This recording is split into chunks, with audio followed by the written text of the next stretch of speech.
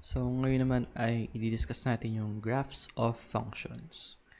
So, what do we mean by the graph of a function? So, given a function f, the graph of f is the set of ordered pairs x and f of x for every x in the domain. Okay. So, in other words, the graph of a function is the set of all points x, y, okay, which will satisfy this equation. So we can actually tell from the graph whether a curve is the graph of a function or not. So the graph of a function intersects every vertical line at most once. Okay. So we call this criterion as the vertical line test. So kung ito yung y-axis, ito yung x-axis, then my function can look like this, and we know that this is the graph of some function because if I draw any vertical line, and it will cross the function at most once. Yan. So ano ngayon yung itsura ng curve na hindi graph ng isang function? So for example, ito, yan. We will not have a function na ganito yung graph niya because this particular vertical line crosses the graph twice. Okay. So bawal to. Okay. Now let's look at a few more terminology related to the graph of a function. So an x-intercept is a value of x where the graph of a function crosses or touches the x-axis. So let me just draw some random function here. Okay. So halimbawa, ito yung graph ko. Now let's look at the values of x where the graph crossed the x-axis. So either cross or touch. So pwede actually ganito yung itsura. So it only touches the x-axis. Yan. So yung mga values ng x dito, ito, tsaka ito. These are the x-intercepts of the graph. Okay. Now on the other hand, a y-intercept. So a y-intercept is a value of y where the graph of a function crosses or touches the y-axis. So in this case, this graph touches the or crosses rather the y-axis here. So kung ano man yung value ng y dito, yun yung y-intercept ng function. Okay.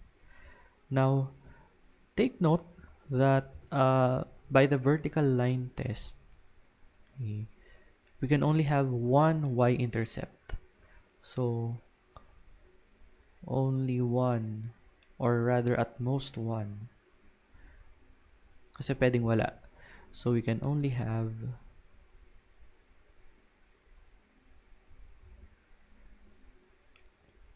at most one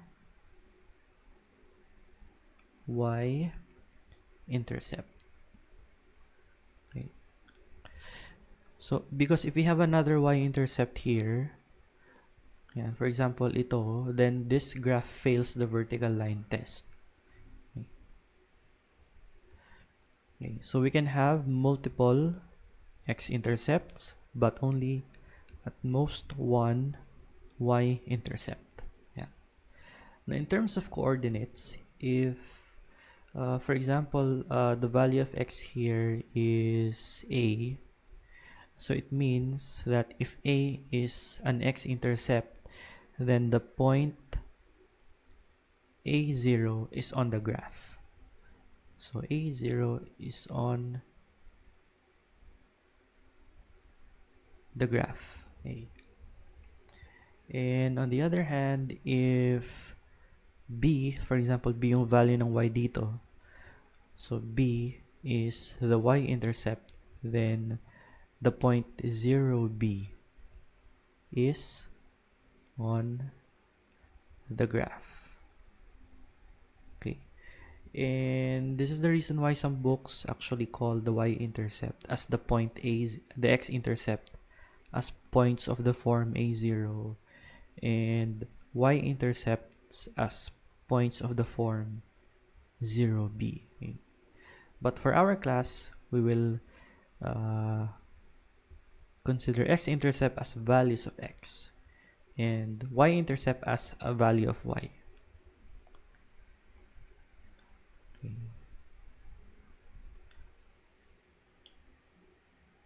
So how do we solve for the intercepts?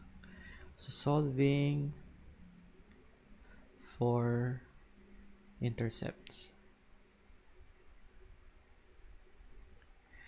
So suppose A is an x-intercept.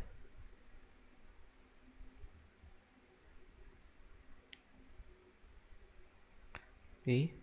From the previous slide, we said that the point A0 is a point on the graph, which means so ito yung value ng x, ito yung resulting value ng y. Okay?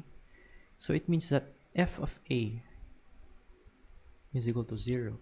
Okay?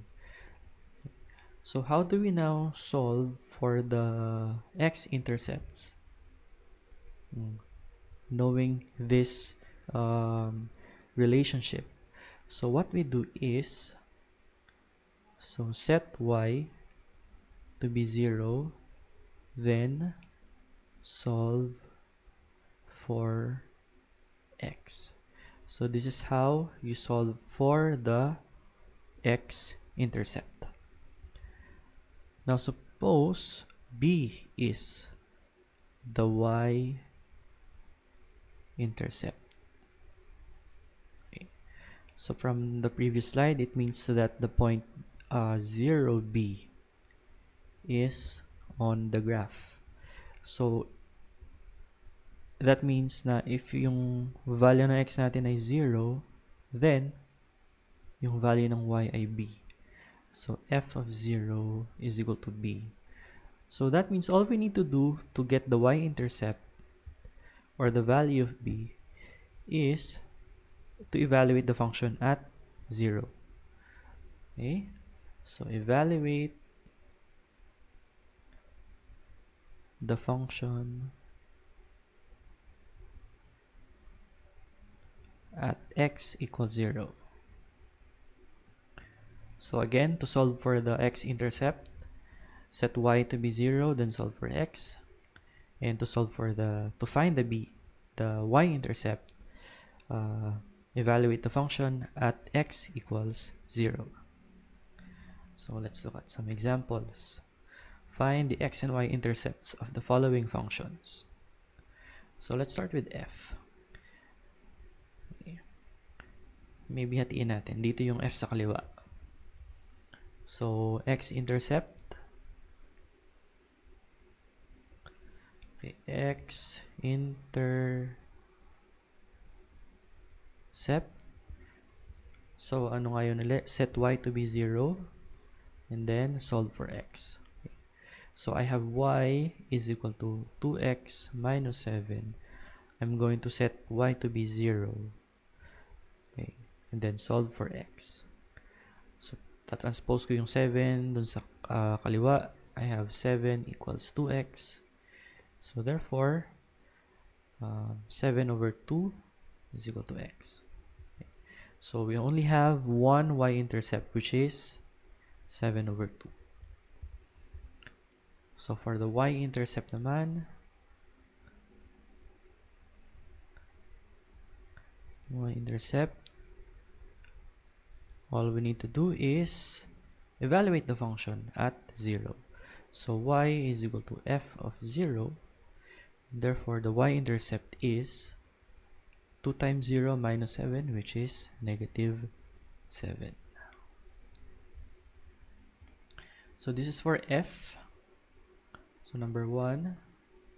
And then for number 2, which is g. So for x-intercept, okay, so I start with y equals x squared plus 5x plus 6. Although actually you can start right away with 0 equals x squared plus 5x plus 6. Okay. And then we need to solve for x. So how do we solve for x? So what we're going to do is we're going to factor out this quadratic polynomial. And this factors out in 2x plus 2 times x plus 3. So if we have a polynomial which is completely factored out, pwede nating i-equate sa 0 yung mga factors. So if x plus 2 equals 0, we will have x plus 2 equals 0. We will have x equals negative 2. And if x plus 3 equals 0, we have x equals negative 3. So meron tayong dalawang x-intercepts. And then for the y-intercept, simply evaluate the function at 0. So y equals f of 0. And g of 0. G yung pangalan ng function natin. So g of 0 is equal to 0 squared plus 5 times 0 plus 6, which is 6.